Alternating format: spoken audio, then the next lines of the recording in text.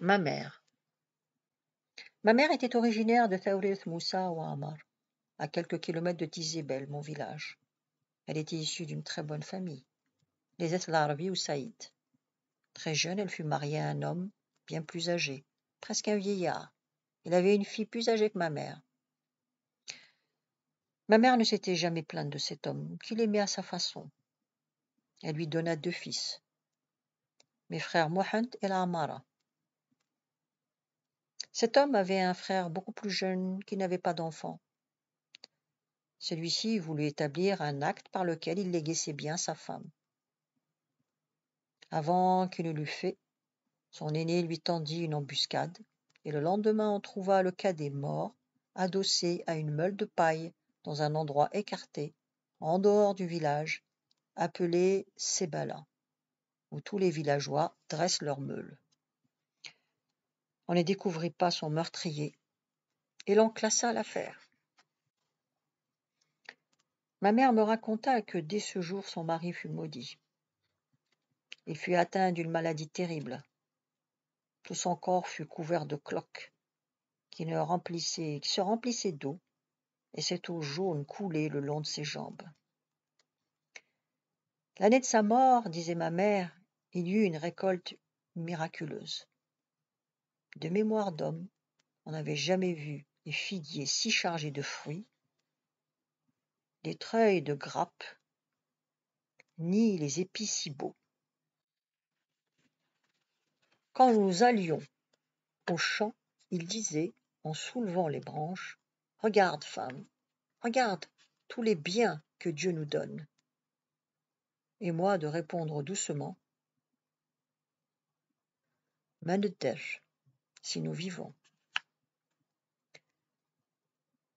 Un jour que je lui répondais encore ainsi, pris d'une rage soudaine, il me secoua en criant, « Nous vivrons, femme, nous vivrons. » Il ne devait voir mûrir ni les figues, ni les raisins. La moisson était à peine rentrée qu'il mourut. Mon mari n'était encore pas mis en terre que mon oncle maternel, Qassi Ethlarbi ou Saïd, venait trouver ma mère et lui ordonnait « Quitte cette maison, viens chez nous avec tes enfants, notre mère les élèvera, et toi, tu te remarieras. » « Je resterai avec mes enfants dans ma maison, » lui répondit-elle, bravant ainsi son frère et la coutume. Mon oncle, qui était très grand, arracha une tuile du toit et la lui lança, heureusement sans l'atteindre. Il alla droit à la Tajmat, et prenant l'assistance à témoin, il déclara « À dater de ce jour, je renie ma sœur aînée. Elle est exclue de notre famille. Quoi qu'elle fasse, quoi qu'elle advienne, d'elle, nous nous désintéressons de son sort. Elle nous est étrangère. » Il retourna dans son village, et jamais plus depuis ce jour ma mère ne revit la maison de son père. Elle s'occupa de faire ensevelir son mari selon les usages. Avec l'argent emprunté sur sa récolte de raisins, elle acheta une paire de bœufs qu'elle fit sacrifier pour le repos de l'âme du défunt. La viande fut partagée à tout le village. Chaque famille en eut sa part, un morceau par personne. En outre, un banquet funèbre fut servi à la Tajmat, destiné plus spécialement aux pauvres, qui se rassasièrent ainsi de couscous. Ma mère restait seule, à 22 ou 23 ans, avec 2 enfants, dont l'aîné avait 5 ou 6 ans et le cadet 3. Elle était très belle. Le teint clair et rose, avec des yeux bleu-vert, un peu trapu, solide, avec les épaules larges, le menton volontaire et un front bas et têtu. Elle se mit courageusement à l'ouvrage. Elle faisait son ménage, elle allait chercher l'eau, moulait son grain pour la journée, préparait ses repas la nuit. Le jour, elle travaillait au champ. Quand elle avait besoin de l'aide d'un homme, elle devait la payer, bien sûr. L'hiver, au temps des olives, elle rendait 5 journées de ramasseuse pour une seule de gauleur. Mais elle était jeune, imprudente. Dans sa propre cour habitait un jeune homme de la même famille que son vieux mari. Elle l'aimait, il l'aimait, elle l'aimait. Et ce qui devait arriver arriva. Elle fut enceinte. Et l'homme nia être le père de l'enfant. Les mœurs kabyles sont terribles. Quand une femme a fauté, il faut qu'elle disparaisse, qu'on ne la voie plus, que la honte n'entache pas sa famille. Avant la domination française, la justice était expéditive. Les parents menaient la fautive dans un champ et l'abattaient. Et l'enterraient sous un talus. En ce temps-là, la justice française luttait contre ces mœurs trop rudes. Et ma mère eut recours à elle. Dès qu'elle ne put cacher sa faute, les oncles de mes frères se réunirent. C'étaient les frères du vieux mari. Ils décidèrent de chasser ma mère et de recueillir ses enfants, dont ils convoitaient les biens. Quand ils voulurent la contraindre à partir, elle porta plainte en justice. Les magistrats montèrent au village. La cour désigna un tuteur et un subrogé tuteur pour les enfants, dressa l'inventaire des biens et repartit en décrétant que personne ne devait toucher à la veuve ni aux orphelins. La nuit de ma naissance, ma mère était couchée seule avec ses 2 petits. Personne auprès d'elle pour l'assister ou lui porter secours.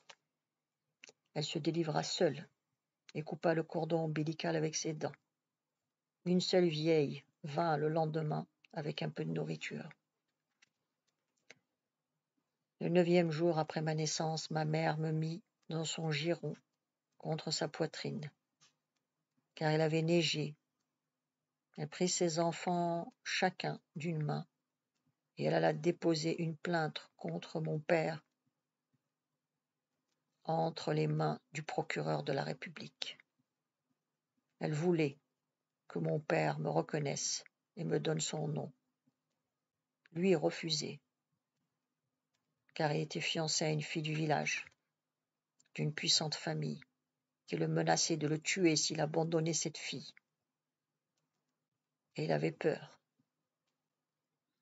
Le procès dura 3 ans.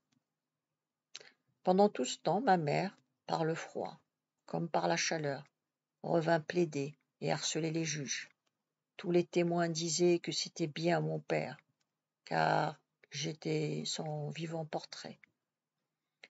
Au bout de 3 ans, il fut condamné aux dommages et intérêts, 300 francs, que ma mère refusa. Mais la loi interdisait, en ce temps-là, la recherche de la paternité. On ne put le contraindre à me reconnaître, et j'eus sur le front le cachet de la honte. De désespoir, ma mère me plongea dans une fontaine glacée. Mais je ne mourus pas. Ma mère poursuivit sa tâche habituelle, sans aide aucune, de nuit comme de jour, lavant, cardant, peignant, filant et tissant la laine, labourant ses champs, cueillant ses figues, ses raisins, ses olives, faisant son ménage et la cuisine, criblant et moulant blé, orge ou gland, charriant l'eau et portant son bois. Quand j'étais toute petite, elle me laissait endormie jusqu'à son retour. Quand j'étais un peu plus grande, elle déposait à côté de moi une petite cruche d'eau et une écuelle contenant un petit tas de couscous. En me réveillant, je trouvais ce petit tas. Je prenais les grains que je mangeais, puis le couscous fini, je buvais à la petite cruche. Tabouralt, qui avait un petit goulot.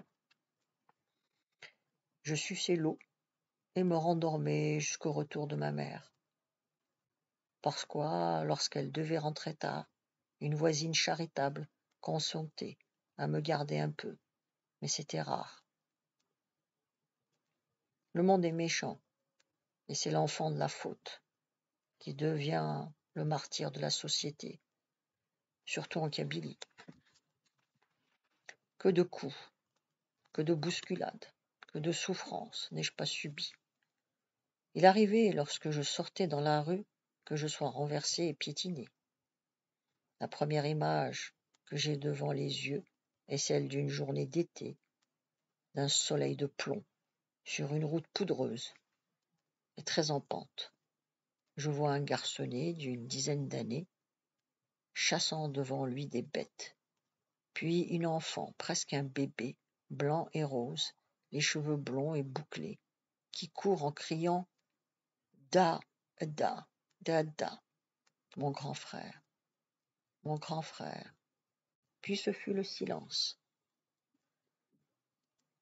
Aussitôt vient une autre image, celle d'une maison dont la porte ouverte fait rentrer une nappe de soleil. Dans ce soleil, une femme est penchée sur un corps d'enfant nu, couvert de dards de cactus. Les larmes chaudes tombent sur le corps meurtri, pendant que la femme tire une à une les épines du corps de l'enfant. J'ai su plus tard que l'enfant, c'était moi. J'avais suivi mon frère, qui menait les bœufs à l'abreuvoir, et un méchant garçon m'avait poussé dans la haie de figuier de barbarie. Ma mère prit peur. Que devait-elle faire de moi? Comment me préserver de la méchanceté des hommes? Elle ne pouvait pas toujours m'enfermer. Or, si je sortais de la maison, elle craignait que quelqu'un ne me tue et que la faute ne retombe sur elle aux yeux de la justice. Elle apprit qu'il y avait aux Ouadia des sœurs blanches qui accueillaient les petites filles et en prenaient soin.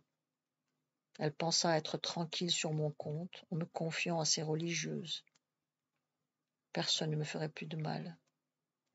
Toutefois, elle résista longtemps, car elle m'aimait, j'étais son enfant. Elle avait refusé de me donner à la femme du juge de paix, qui n'avait pas d'enfant, et avait voulu m'adopter après l'accident de la haie de cactus. Et me voyant encore en butte à de mauvais traitements, elle décida de s'en remettre aux sœurs blanches. La suite, demain, vous pouvez vous abonner.